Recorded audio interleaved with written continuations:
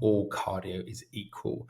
Running is very unique in this sense. Running has what is called a very high neuromuscular demand due to landing mechanics, therefore impact and ground force reaction. Because every time you strike the floor, there is an equal or opposite reaction coming back up at you. So because of impact, running becomes almost its own cardio. Hello and welcome to the Smart Strength Training Podcast. This is the podcast where I discuss popular fitness trends and look at it through an evidence-based lens. And today is podcast episode 11, and we're looking at more of a question than anything else. A question that has been around for the majority of the time that I've been a coach, which is the question of, does doing too much cardio affect someone's ability to build muscle? Because it could do from a few factors. First up, the amount of energy that is required to do cardio can be quite high. And of course, that would potentially limit resources for building muscle. And we know that building muscle is a fairly energy costly activity. And there is something called the interference effect, where the pathways that are required in building muscle can be disrupted by doing cardio. Now, this idea of doing two types of training at the same time, like lifting and cardiovascular training, like running, is classified as the concurrent training.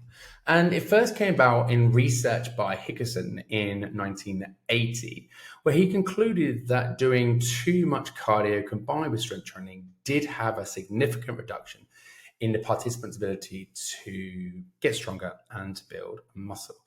And by 2012, there was enough research on the topic, and this expression, the interference effect, came out. And then ever since 2012, coaches like myself have stated that if you're trying to build muscle, that you probably want to pull cardio away from it.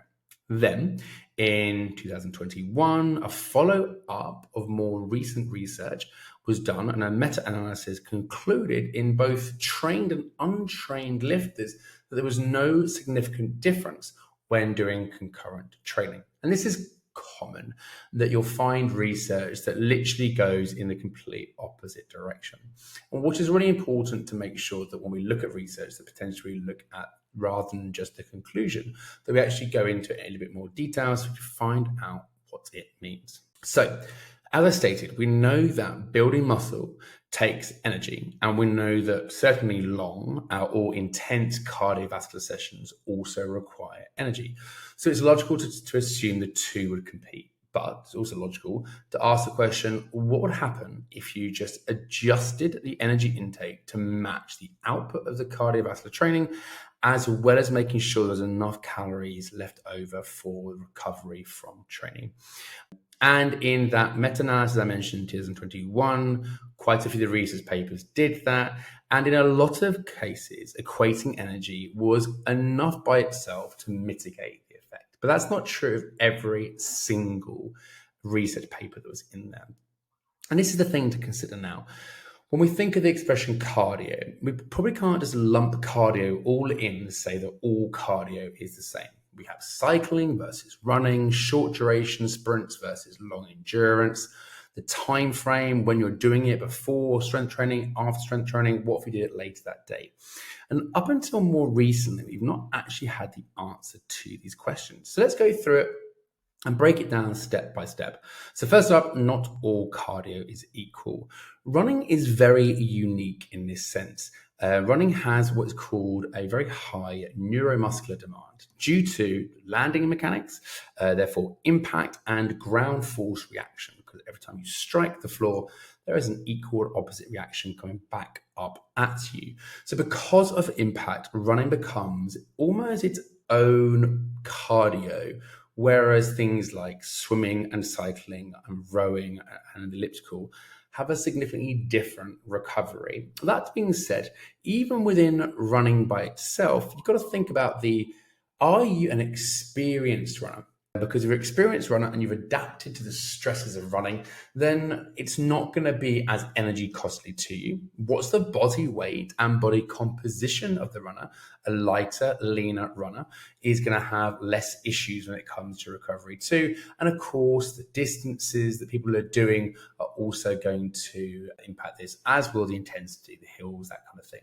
So it's really important to think about this, because you could quite simply just do strength training and switch to a format of cardiovascular training that has a lower neuromuscular demand, like I mentioned, swimming or cycling. Just coming in here as a question over sort of like mixed modality circuits that are now popular these days, where people are doing things like jumping and lunging and that sort of thing. Because of the variability of the exercises that can be used in those sessions, it's really hard to know how much recovery they need. But things like I just mentioned, squats, lunges, and jumps, they all actually have this lengthening phase, this landing phase. So if you did a session with that type of exercising, you can kind of guarantee it's going to have a fairly high recovery demand. Versus if you did something like a battling rope or sled, maybe assault bike, the rower, again, because that won't have as large a recovery demand as, again, something like jumps and exercises that have that big lengthening phase. So like I sort of mentioned, if you wanted to do concurrent training, you can simply choose a method of lower recovery cardio that's not going to have that issue when it comes to the interference effect. Next up is obvious. The length and duration of the session is going to matter. If you're worried about this kind of thing and you're just doing one 5K run per week, this is really not something you're going to need to worry about. It's more for people that are doing 2-3 sessions plus, and those sessions are both long in duration, let's say over an hour, and are physically demanding because they're doing hills and sprints and that kind of thing. But again, simply spacing these sessions out, so you either do on different days or maybe you do them later in the day, is a really great way to, again, mitigate any of the issues that could be occurring with that interference effect. Let's say you do have to do the session on the same day. Ideally, you would look to do the lifting first, simply because it's more technical. And if you're doing cardio and strength training together, and that means your workout duration ends up being 60 minutes, 90 minutes plus, then it's probably sensible to have some sort of intra, so in the workout, nutrition, so a carbohydrate drink, potentially also with electrolytes, simply because the session duration is so long. And that's both strength training and cardio are going to place demand on glycogen in the body. So making sure you've got some sort of nutrition in place that can bridge that gap is a great way to work around it. So to sort of wrap up, the interference effect from concurrent training is real, but the reality is it's very, very unlikely going to hold someone back. You can simply just consume enough energy to meet the demands of both of these activities. Potentially, you can just change the modality in your cardio, so you're not always doing types of cardio that need a lot of recovery, like running, like those mixed modality circuits. You can simply space your week out to have the most taxing sessions with cardio away from your lifting sessions. And if you do have to do it in the same day and it lasts longer, all you need to do is make sure you've got some sort of nutrition in place. And of course, then if you do have a lot of training coming into your week and you are doing things like running, you can just alter the intensity of the run, do things like zone 2 or recovery based sessions.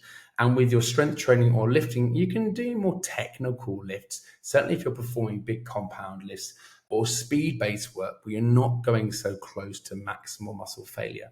So there's plenty of ways, if you're smart with your training, that you actually can do a pretty high frequency of strength training and a pretty high frequency of cardio if one wanted to, and have literally no negative effect on your ability to build muscle. So this is one of those things I think is super interesting. It is a real thing, but it's super, super easy with a little bit of planning to manage to make sure you're maximizing all your cardio and all your strength training at the same time. And of course, getting that balance between cardio and strength training is something that can be a little bit tricky. So if you do want help within your own training sessions, I am available for online training one-on-one.